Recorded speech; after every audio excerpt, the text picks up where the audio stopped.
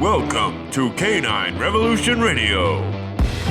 Presented by Canine Revolution Dog Training, enhancing the dog and owner relationship through education, balance, and pack instinct.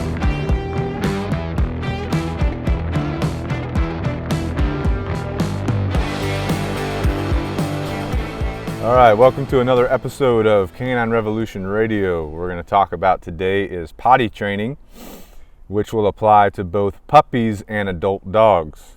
All right, so potty training applies to puppies and older dogs that may be learning or struggling how to learn to control themselves, or who may have never learned the rules and boundaries about going to the bathroom. Okay, so there have been some times in the past I've dealt with several dogs, older dogs, that may have struggled with insecurities or anxieties, which led to them pottying in the house. Okay, then this behavior just kind of took hold, formed a habit, and the cycle of pottying in the house could not be broken by the owners.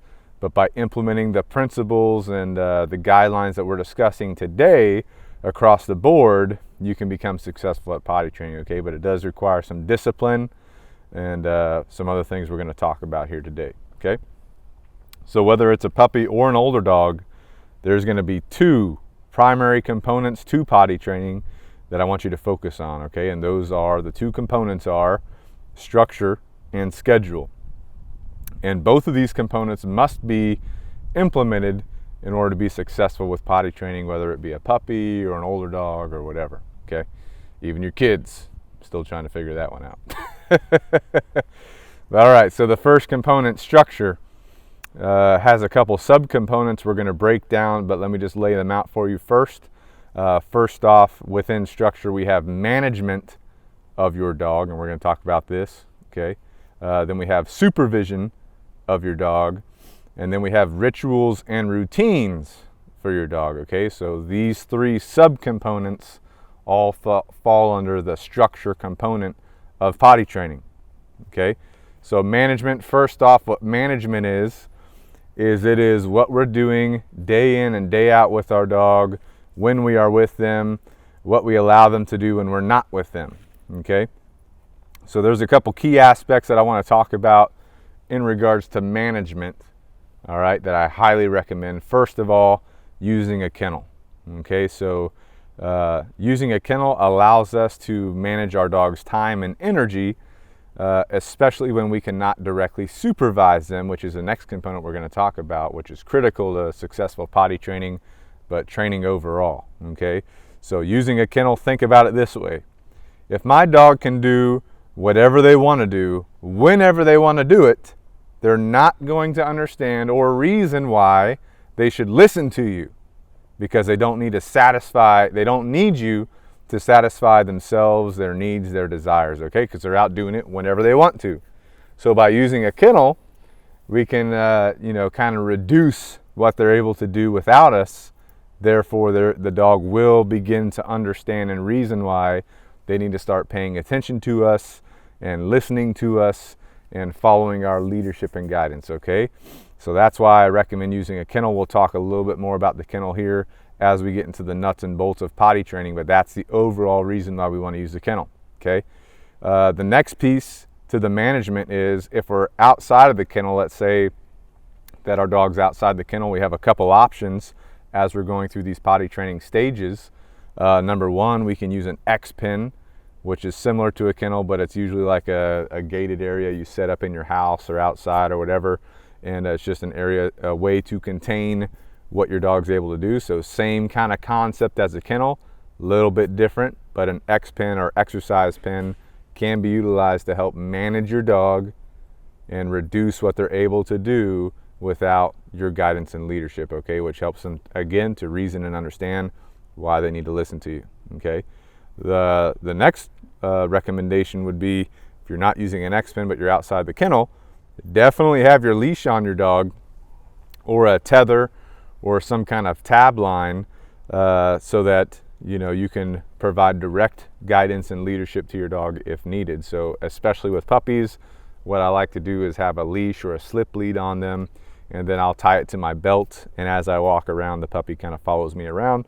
That way I can still keep an eye on my puppy or my dog, you know, when they're outside the kennel. Okay, we'll talk more about how we're going to use that leash or tab line or tether line here in a second, as we again get into the nuts and bolts of the potty training system. Okay, and we're going to progress you through how to start it, how to finish it. Okay, but right now we're just covering the overarching kind of framework for it. All right.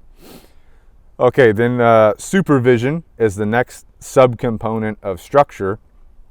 And with supervision, you know, bottom line, we need to supervise our dog and be able to observe what they are doing at all times to build up the habits and behaviors in regards especially to potty training that we want. You know, so you don't want your dog just wandering off in the house. You know, even if they're outside the kennel, if they got the leash on, if you allow them just to wander off inside the house and they wander off to a closet and take a poop, you know, that's going to degrade your potty training. Okay, so by supervising your dog, always keeping an eye on them, always keeping them in your area when they're outside the kennel, that's going to be critical to ensure that you can build good potty behaviors. Okay, so like I talked about before with the leash or the slip lead, you know, I can put that on the dog, tie it off to my belt. You know, if I get a long enough one, I can hook it around my waist or something like that. And as I move around the house, my puppy can stay with me. If I have like a longer leash or a tether line or a tab line, you know, I can keep the puppy, let's say I'm in my kitchen doing dishes, and my puppy's hanging out in the kitchen playing around with stuff on the floor. Then they try to wander off into the living room. I can walk over there, grab the leash, encourage them back to the kitchen. Once they're back in the kitchen hanging out, I could drop the leash, go back to washing dishes. So that's kind of a way you can do that as well. But you always want to provide supervision, because you need to be able to, when we get into the process of how we're going to do this, you need to be able to provide guidance. If you discover your puppy or your dog trying to go to the bathroom in the house, you need to grab that leash and take them outside and show them the correct area to go potty at. Okay, so that's why supervision is critical, because, you know, let's say they do go to the bathroom in a closet or another room where you're not there, and then after the fact you try and correct them for that. That's ineffective. That's going to incur some learned helplessness, meaning the dog doesn't understand why you're trying to correct them. You know what I'm saying? So we have to catch them in the act of potty training. Okay. All right. And then the last subcomponent to the structure piece is rituals and routines for your dog. Okay. So what do I mean by this? I mean, we need to create patterns and routines and rituals for our day-to-day life so that our puppy can expect what's coming. Okay, this is critical because dogs especially are creatures of habit. You know, humans are also creatures of habit, but dogs are creatures of habit. They thrive on routine. So for example, one of the routines I recommend is every single time you take your puppy or your dog outside the kennel, immediately the first thing you do, you take them out to your potty area, you allow them to go to the bathroom. Make that routine so your dog can rely upon that. Okay, they know that's coming. They know you're going to give them the chance to relieve themselves. Same thing when you're putting them back in the kennel. You know, take them out to your potty area, let them go to the bathroom, then take them to the kennel. Okay, so use that to your advantage. Routines, we'll talk more about that when we get into the progression of potty training as well. Okay, all right, so recap on the structure piece there. We've got the first component of potty training is structure, with 3 subcomponents: management of your dog, supervision of your dog, and rituals and routines that you create for your dog, therefore building reliability, therefore your dog understands what's coming, what you're expecting of them, stuff like that. Okay. The next piece will be schedule. Okay, so keeping your puppy on a schedule is crucial to success. Again, dogs are creatures of habit. They're creatures of routine, just like humans. So we need to build a reliable routine to start off with, and then slowly adjust that to meet our end goal. So for example, if we get a puppy, you know what I'm saying? That puppy's not going to be able to sleep overnight, you know, without going to the bathroom. They're too young. They haven't had to do that yet. They haven't learned how to do that yet. So we're going to have to get up throughout the night to allow that puppy to go to the bathroom. All right. But our end goal is going to be to sleep throughout the night, whether that be 6 or 8 hours or whatever you're used to sleeping. Okay. So that schedule is going to be critical. You're going to start off with a schedule that's designed and built to provide maximum success for your puppy or your dog, and then you slowly adjust that depending on how you're going, how your puppy's doing, to meet your end goal, which may be sleeping through the night, your puppy holding it for 8 hours while you're at work, something like that, okay? So a rule of thumb is that your puppy cannot hold its potty, or your puppy can hold its potty for 1 hour for every month of age. So if most puppies coming home are going to be about 8 weeks old, that's 2 months old, so that's going to be about 2 hours. The puppy should be able to hold its potty. Some puppies can't do that. We've got to teach them how to do that. You know what I'm saying? But 2 hours is what we're looking for when the puppy does come home. A quick side note would be if you're talking to a breeder, if you're talking to someone, you're getting a puppy, and they're trying to send that puppy home to you earlier than 8 weeks old, that is a red flag. Okay, puppies should not be coming home earlier than about 8 weeks old, so that would be a red flag, and we'll cover that in a separate podcast. But I do not recommend getting a puppy from a breeder or anyone who's trying to send them home earlier than 8 weeks. And if you have a question about that before we cover it in the podcast, reach out to us. We'll explain it. We'll talk about it. Okay. All right. So back to schedule. We want to create a consistent and good feeding and water schedule for our puppy. Okay. And then we're going to adjust that based on how the puppy's doing after a couple days. Okay. So let's say the puppy gets home. They're 8 weeks old. We expect them to hold their potty for 2 hours.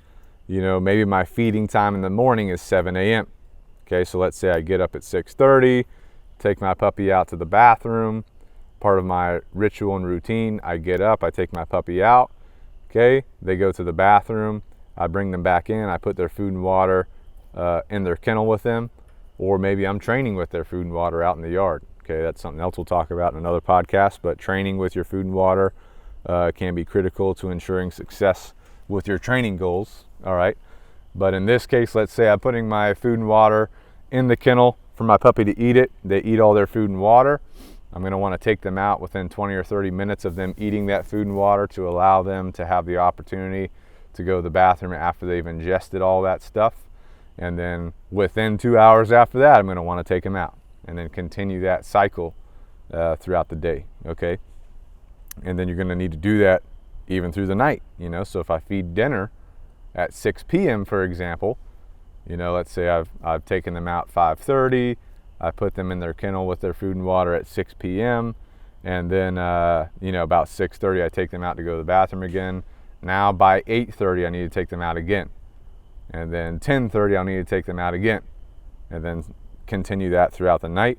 I would highly recommend doing that 2-hour schedule initially with your puppy for the first couple days, especially if they're 8 weeks old, to ensure success and build up a good habit of going potty out in the yard.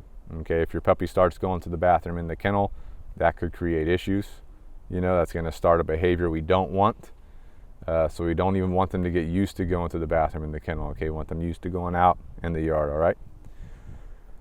Okay, so with the schedule as we progress through the first few weeks and months of the puppy going potty, we're going to adjust that schedule and build up a reliable potty command and behavior. So let's talk about this real quick. Let's say I'm on my schedule. I've done every 2 hours. Now the puppy is 3 months old, so I'm going to start stretching that out to 3 hours. We're going to slowly adjust that. And if the puppy's 3.5 months old, maybe I try 3.5 hours or 4 hours, see how that goes. But if there's a degradation of the potty behaviors, I need to step back down to the 3 hour mark. Okay, and then slowly work my way back up. Okay, so be patient with it. Don't rush your puppy or yourself with it. I know, it can be kind of stressful at first, but getting this right is going to be critical to success. Okay, key to success to give you peace as you progress through life with your puppy. And some puppies may pick up on this. Nope. Some puppies may pick up on this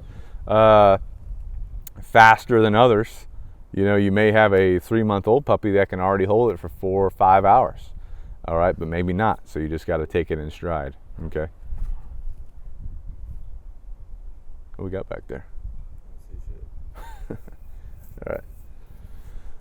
Okay, so let's talk about the act of actually taking your puppy outside, for these potty breaks on your schedule. I recommend taking your puppy out on a leash. That way you can provide the proper guidance and leadership that your puppy needs as you're taking them outside. So you take them outside. I would take them to a designated potty area.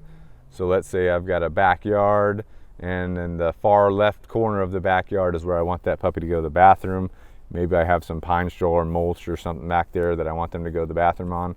Or I would specifically take them back there on leash, take them over to that area, and then I would begin to implement a potty command.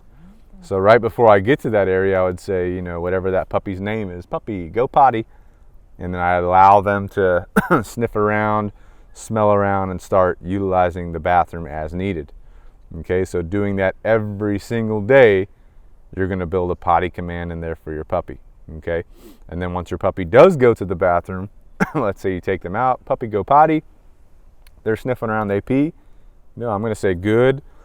Excuse me, I can have some food rewards with me, and I can say good, give them a piece of food, or I can just say good and let them continue to sniff around and go potty, because that is what we call a self-reinforcing behavior. Relieving your bladder, relieving your intestines, that's going to be a self-reinforcing behavior because it feels good to excrete that stuff, what I'm saying? So it also feels good to a puppy to sniff around, paw the ground a little bit, that kind of stuff. So allowing them to do that is a reward in and of itself. Okay, so you take them out to the potty area, puppy go potty, they go to the bathroom, good boy, good girl, whatever. They're sniffing around, they're continuing to go to the bathroom. If you have a piece of food on you, training reward food, and you give that to them, good to go, and then you continue through your routine, and then you take them inside, do whatever you do next. Okay, so that's kind of the schedule piece. Getting your schedule right at first is going to be critical to success. Okay, so let's go back to our structure segment here for a second and continue with how we're gonna use this structure component of management, supervision, and rituals for your dog. And I'm just going to set up an example for you. Okay, so let's set up an example that's going to implement structure in a day of potty training for my puppy. So let's say I like to get up kind of early, and I've got a puppy, and I'm going to get them on a feeding and water schedule. Okay, so let's say I get up at 6 a.m. Well, first thing I'm going to do, I'm going to go to the bathroom first. My puppy's sleeping in their kennel. I'm going to go over to their kennel. Before I let them out of the kennel, I'm going to have the leash ready. So maybe I have a wire kennel, and I clip that leash to one of the wires so it's always right there. So I'm going to unclip that leash. I'm going to start to open that kennel, connect the leash, or if it's a slip lead, I'm going to put it over my puppy's head, and I'm going to immediately take that puppy from the kennel outside to go to the bathroom. So I'm not going to stop. I'm not going to stop for a cup of water or anything. I'm literally going to grab the puppy, put him on a leash or a slip lead, take him right outside to the potty area. Puppy, go potty. And they're going to the bathroom. They pee, good, and then I allow them to keep sniffing around. Then they poop, good. Once they do that, I like to pick up the poop as soon as they go. So I'll, pick up that poop, and then I'll bring the puppy back inside. And let's say, it's about 6:15 at this point, and I need to get my coffee and stuff like that ready. So maybe I'll tie that leash off to my belt, or if I'm in pajamas, maybe I don't have a belt on, so maybe I'll just hold that leash in my hand, keep that puppy kind of entertained with me. I don't want the puppy wandering the house again. We're talking about potty training in this podcast, so I don't want them to wander off and decide to pee again. But the other thing you got to think about with puppies is I don't want them to chew anything. So two things to think about specifically with puppies. So maybe I take them into the kitchen. I'm going to get my coffee ready. I'm going to start some eggs, get my protein in. And, maybe I have a little toy in there like a Kong or something to chew on, a go nut, a bully stick. And I'll let them hang out in the kitchen with that. If they try to wander out of the kitchen, I'll grab that leash, guide them back into the kitchen. I'm not giving any corrections or anything. I'm simply grabbing the leash, walking them back in the kitchen. You know what I'm saying? Another alternative would be you have an X-pen set up in your kitchen. So you walk in, you put them in the X-pen, then you can get your coffee or whatever. take care of yourself. The puppy's hanging out in the X pen. And then, after that, you're ready to feed them. So let's say 7 a.m. you're ready to feed them. So you take them over to their kennel, you put their food and water in the kennel, close the kennel, leave them in there, okay? You do something for 20, 30 minutes, go back, take your puppy out again. You've got your leash, put your leash on before you allow them out of the kennel. And you walk them around, or you don't walk them around, you take them straight out to your potty area and you allow them to go to the bathroom again. You know what I'm saying? So you take them out to your potty area. Puppy, go potty. They're going to the bathroom. They're good to go. Good. They pee. Good. They poop. Good. All right. You clean up your poop. Take your puppy back inside. Maybe this time you have a piece of food. You say good. Give them a piece of food. Take them back inside. And then it's about time for you to go to work. So you put them back in their kennel. And then you're off to work. Okay. And then from there, your schedule, your work schedule is going to dictate how you can adjust your potty schedule. So maybe you have a friend or a family member come over to help you let your puppy out, while you're gone throughout the day. So we're going through the day, we're giving potty breaks as needed, according to our puppy's age and how they're doing with the potty training. Excuse me. And then let's say it's evening time or back home from work. We take our puppy out again to go to the bathroom as soon as we take him out of the kennel. And then maybe we're hanging out in our kitchen, or maybe this time we're in our living room. We're gonna read a book for a little bit. So we set up our X pen in the living room, or we have our puppy on a leash in the living room, and we're keeping them in the living room area. We have some bully sticks, we have some toys, whatever. They're entertaining themselves, and then they're hanging out. We take them out to go to the bathroom around 5:45. Bring them back in, feed them again in their kennel at 6 p.m. About 6:30, we take them out again after they've eaten their dinner. Puppy, go potty. Once we get to that potty area, allow them to go pee and poop. Once they do that, what do? Clean up the poop. Like they clean it up right after they do it, And so then we bring them back inside. Maybe we're hanging out in the kitchen area at this point. So we set up the X pen, we keep the leash in there, keep them entertained, stuff like that. And then before we go to bed, we'll take them out to potty again according to our schedule, depending on our time frames there. And then we'll wake up throughout the night to go to the potty. So that's kind of what that potty schedule and routine and structure piece is going to look like. Okay, being routine, being structured, having that schedule is critical to your success, like we've talked about.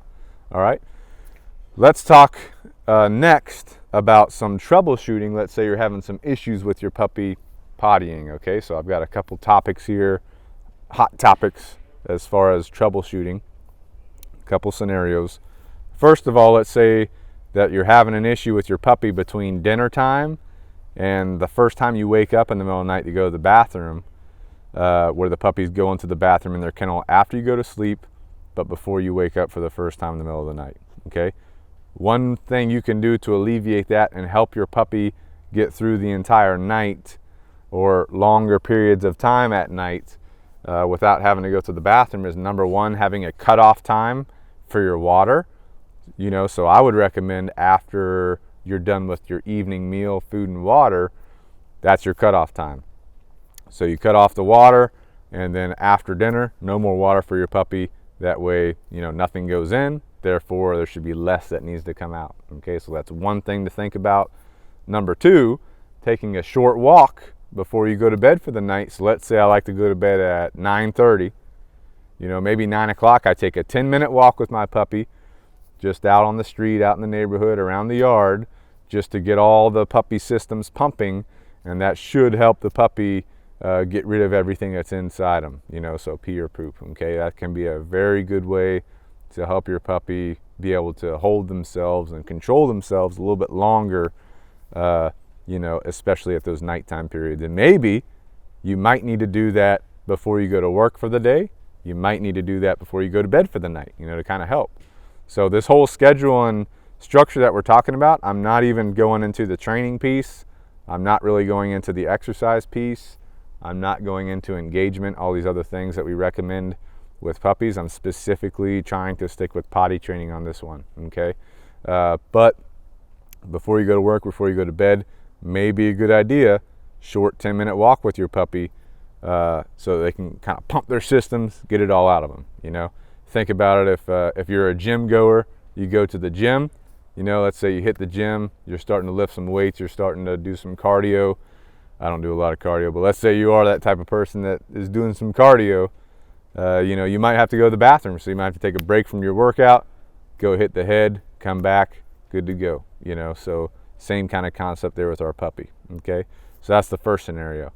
Second scenario is, let's say that you're hanging out in your house and you've kind of slacked a little bit on your supervision. Maybe your puppy's 4 or 5 months old. You've kind of slacked a little bit on your supervision. You think you're good to go. Then all of a sudden, you catch your puppy around the corner and they're trying to go potty in the house. Maybe they're sniffing something hardcore. They're starting to squat over. I don't want you to freak out.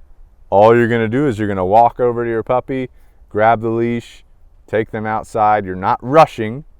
You're just calmly grabbing the leash, taking them outside, take them out to your potty area, go potty, and you go back into your same potty routine. Okay?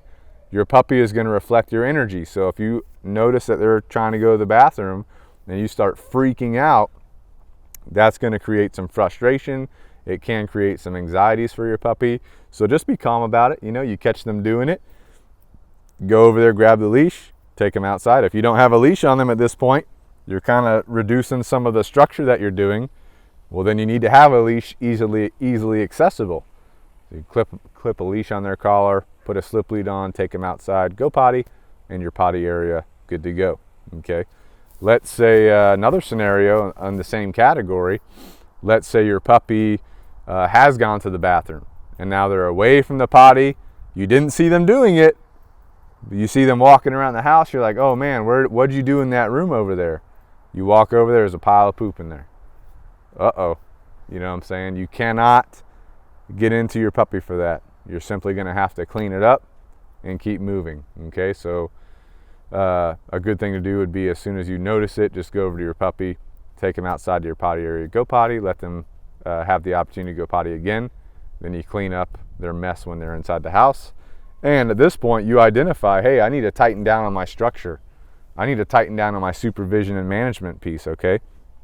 Do not grab your puppy, go over there, shove their nose in it. Horrible idea. Your puppy's not going to understand why you're doing that to them, okay? So I know it's hard, but if you catch them after the act of doing something in the house, you've got to completely just be calm about it, take them out to your potty area, not make a big fuss about it, and then clean it up, okay? But if you do catch them in the act, remember, grab that leash, take them outside to your potty area, good to go, all right? And then that goes for if you find a mess in the kennel as well. So if you've got your puppy in the kennel and then you come home, let's say you're coming home at lunchtime from work to let them go to the bathroom, and you find a mess in the kennel, it's already done. You can't be mad about it. So you got to be calm, take your puppy out to the potty area, go potty, and then you simply got to clean it up, okay? So that's kind of how you're going to handle that. But something you need to identify if you do find a mess in the kennel. Okay, I've identified that there's a mess in the kennel, so a couple things you should be thinking about. Number one, maybe I need to reduce the amount of space that I've allocated for my puppy in the kennel. All your puppy needs is enough room to turn around, lay down comfortably, and stand up comfortably, okay? And be able to turn around comfortably, all right? So if let's say you've got a puppy Rottweiler, for example, that's going to be a big dog, so you go ahead and get them a big kennel, and you, as a puppy, you're giving them the entire kennel.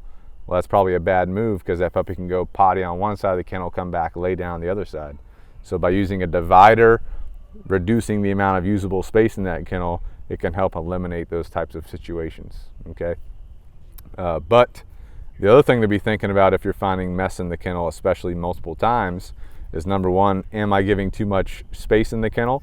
Number two, do I need to walk my puppy before I expect them to stay in there for longer periods of time to help work all the potty out?